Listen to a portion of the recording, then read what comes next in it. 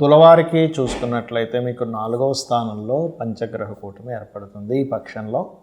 మరి దాని తర్వాత అంటే 18, 19వ తేదీ పంచగ్రహ కూటమి ఏర్పడుతూ 31వ తేదీ వరకు చతుర్గ్రహ కూటమి ఉంటుంది. అంటే మీ యొక్క లగ్నం నుంచి కానీ రాశి నుంచి కానీ చతుర్థంలో అధిక గ్రహాలు ఉంటున్నాయి ఈ పక్షంలో 16 నుంచి 31వ తేదీ వరకు.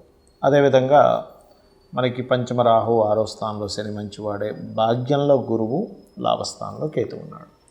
ఈ యొక్క గ్రహస్థితిని అనుసరించి మీకు ఎటువంటి ఫలితాలు జరగనున్నాయి, ఏ దేవత ఆరాధన చేసుకోవాలి, అందులో పర్టికులర్గా ఎటువంటి విషయాల పట్ల జాగ్రత్తగా ఉండాలనేటువంటి అంశాలు చెప్తుంది. నేనైనప్పటికీ చెప్పిస్తుంది సాక్షాత్ లలిత అమ్మవారిగా భావిస్తూ, ప్రధానంగా ఇక్కడ మీ రాశి నుంచి ఎప్పుడైతే 4లో అధిక గ్రహాలు ఉంటున్నాయో కొత్త విద్యలు నేర్చుకోవడానికి, ఏదైనా ల్యాండ్స్ కన్స్ట్రక్షన్ స్టార్ట్ చేయడానికి, మరియు అదేవిధంగా సహజంగా కూడా మనకి సంక్రాంతి తర్వాత ఏదైనా కొత్త పనులు ప్రారంభిస్తూ ఉంటాం. అటువంటి వాటికి చాలా చాలా చాలా అనుకూలంగా ఉంది చెప్పాలంటే.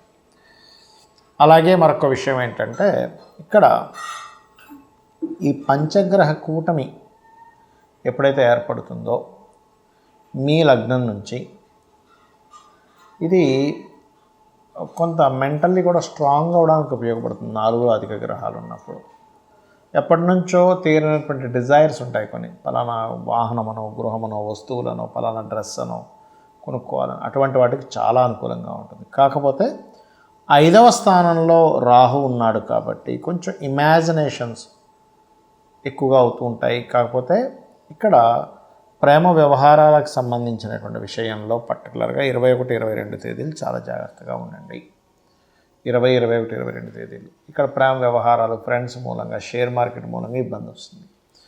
మరి అప్పుల విషయంలో పర్టికులర్గా 23, 24, 25 తేదీలు జాగ్రత్తగా ఉండాలి.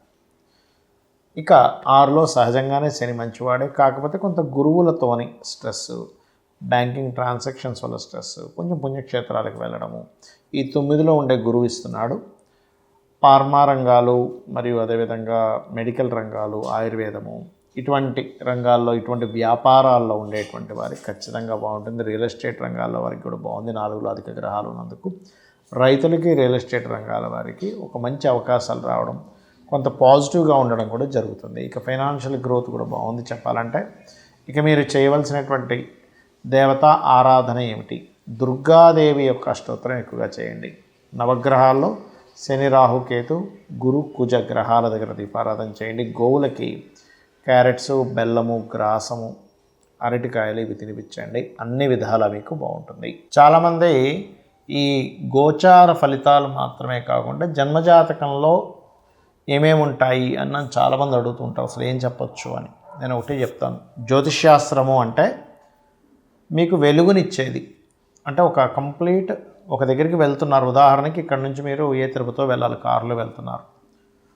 ఎటు వెళ్ళాలో మీకు రూట్ తెలియకపోతే మీ దగ్గర గొప్ప కారు ఉన్నా, ఎంత కాస్ట్లీ కారు ఉన్నా, అందులో ఎంత ఫ్యూల్ ఉన్నా, మీకు ఎంత చక్కగా మీకు డ్రైవ్ చేయడం వచ్చినా మీరు వెళ్ళలేరు. మీ దగ్గర ఎన్ని డబ్బులు ఉన్నాయి, ఎందుకంటే రూట్ తెలియాలి ఫస్ట్. ఆ రూట్ చెప్పేదే ఆస్ట్రాలజీ, గుర్తుపెట్టుకోండి. మీరు ఫిజికల్గా కానీ మెంటల్గా కానీ బాగా డిస్టర్బ్ అయిపోతున్నారు లైఫ్లో, లగ్నం ఎలా ఉంది, 4th హౌస్ ఎలా ఉందని చెక్ చేసుకోవాలి ఎప్పుడు కూడా. అలా కాదండి, ధనం మూలం ఇదం జగత్ కదా, మేము ఎంత ప్రయత్నాలు చేస్తున్నా మనీ రావట్లేదు, మనీ సంబంధించిన విషయాల్లో చాలా ఇబ్బంది పడుతున్నాం అన్నప్పుడు ఇక్కడ మళ్ళీ 3 ఫ్యాక్టర్స్ తీసుకోవాలి. ఒకటి, మీరు ఏ రంగాల్లో ఉంటే మీకు డబ్బులు వస్తాయి, అది వ్యాపారమా లేకపోతే ఉద్యోగమా, అదే ఉద్యోగం అయితే ఇక్కడ చేయాలా, విదేశాల్లో చేయాలా, లేనట్లయితే వ్యాపారం అయితే ఎటువంటి వ్యాపారం, సర్వీస్ ఓరియంటెడ్ వ్యాపారమా, ఆన్లైన్లో చేసే వ్యాపారమా, ఇంటి నుండి చేసే వ్యాపారమా, లేకపోతే ఎవరికైనా మధ్యవర్తిత్వంగా ఉండేది చేసేది, అందులో ఏ సెక్టార్స్ మీరు చూడండి. ఒక్కోసారి మనం హెల్త్ రిలేటెడ్ చేస్తాం, అది రవి ఇస్తాడు. రవి కనుక వ్యాపార మూలక ధనయోగాలు ఇస్తే హెల్త్ రిలేటెడ్. ఇది కేవలం వ్యాపారానికనే కాదు, మీరు ఏదైనా చదివేటప్పుడు కూడా చూసుకోవాలి, మెడికల్ లైన్లోకి వెళ్ళాలా, ఇంజనీరింగ్ సెక్టార్స్లోకి వెళ్ళాలా, ఇందులోకి వెళ్ళాలని. అవి గనక చూసుకున్నట్లయితే ఖచ్చితంగా బాగుంటుంది. అలాగే మరొక విషయం ఏంటంటే ఇక్కడ ఇవి కేవలం ధనం మాత్రమే అన్నట్టు కాకుండా మనం పాస్ట్ లైఫ్లో చేసుకున్న కర్మ ఏమిటి, ఎటువంటి కర్మలు చేయడం మూలంగా ఇంత గొప్ప అవకాశాలు వస్తున్నాయి అదేవిధంగా ఎందుకు ఇంత ఇబ్బంది పడుతున్నామని ఒక క్లారిటీ ఇస్తుంది.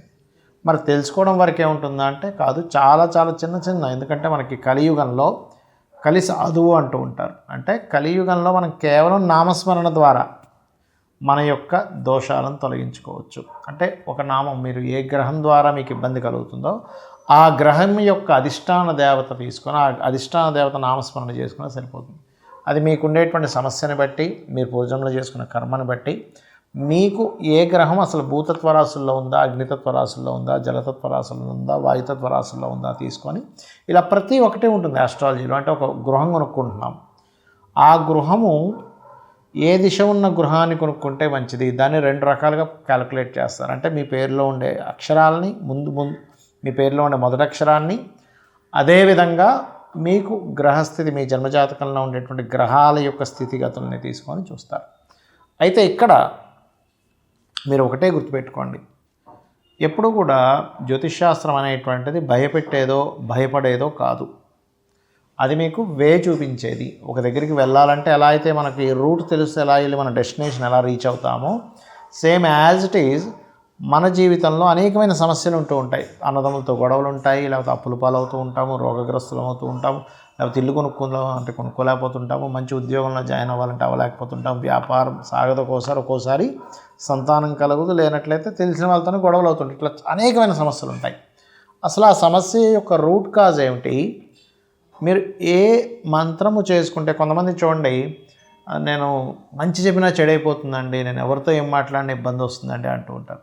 అప్పుడు చాలా సింపుల్గా మీ 3rd లార్డ్ ఎలా ఉన్నాడో చెక్ చేసుకుని, 3rd హౌస్ లార్డ్ ఎక్కడున్నాడు, ఎలా ఉన్నాడు, ఏ నక్షత్రాల్లో ఉన్నాడు, నవాంశ వర్గ చక్రాల్లో ఎక్కడున్నాడు అని దాన్ని క్లియర్గా తీసుకొని దానికి చాలా సింపుల్గా దాన్ని పరిహారం చేసుకోవచ్చు. లేదు ఇవన్నీ నాకు తెలియవు అని అనుకుంటే కనుక ఓం కర్పూర బీటి కామోద సమాకర్ష దిగంతరాయే నమః అనే మంత్రం కనుక చేసుకున్నట్లయితే ఖచ్చితంగా బాగుంటుంది మీకు. ఆ రకంగా ఏంటంటే మీరు ప్లాన్ చేసుకోగలగాలి. మరి పర్సనల్ చార్ట్ ఇలా అయితే మరి గోచారం ఎందుకు చెప్పుకుంటున్నాం మనం, పక్ష ఫలితాలు, వార ఫలితాలు, మాస ఫలితాలు అని అంటే బయట ఉండేటువంటి కాలము, బయట ఇలా వాతావరణం ఉంది, సో మనం స్వెటర్ వేసుకుని వెళ్ళాలనుకుంటాం కదా, చల్లగా ఉంటే, బాగా ఎండగా ఉంది, అప్పుడు ఆ స్వెటర్స్ అవి వేసుకోం, సింపుల్గా గొడుగు పెట్టుకుని వెళ్ళిపోతాం.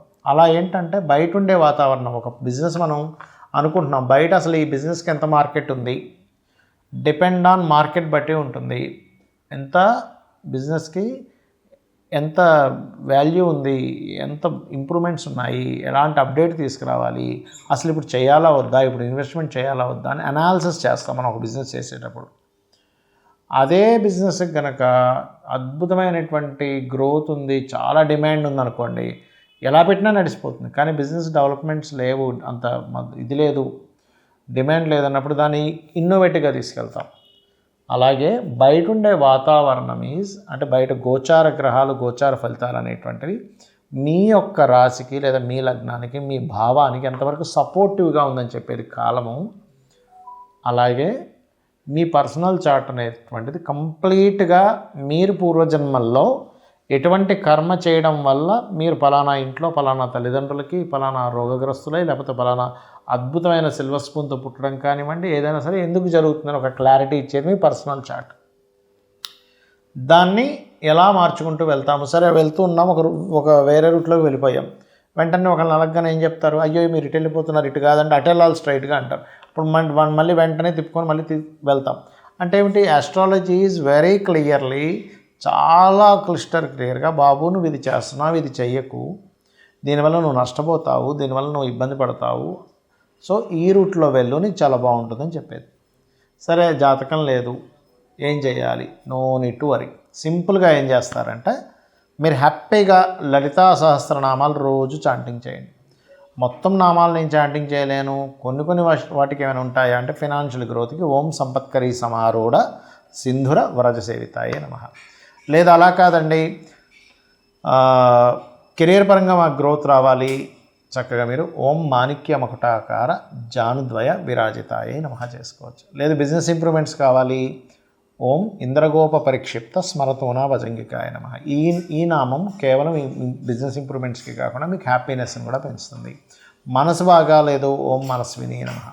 ప్రతిదీ మధ్యలో ఆగిపోతుంది, ఓం అష్టమీ చంద్ర విభ్రాజ అలిక స్థల శోభితాయే నమః. ఇలా ఒక్కొక్క నామాన్ని మనకి లలితా సహస్రనామం, లలితా అమ్మవారిలో నుంచి బయటకు వచ్చినటువంటి వసిన్యాది వాగ్దేవతలు 8 కిరణాలుగా బయటకు వచ్చి చెప్పారంటే అది వేదంతో సమానం, ఈక్వల్ టు అమ్మవారు చెప్పినట్టే. కాబట్టి ఇలా చేయండి, మీ యొక్క బాధల్ని, మీ యొక్క అనేకమైనటువంటి ఇబ్బందుల నుంచి బయటపడండి, హ్యాపీ లైఫ్ మీరు లీడ్ చేయాలని కోరుకుంటూ హ్యాపీ సంక్రాంతి అందరికీ. శ్రీమాత్రే నమః.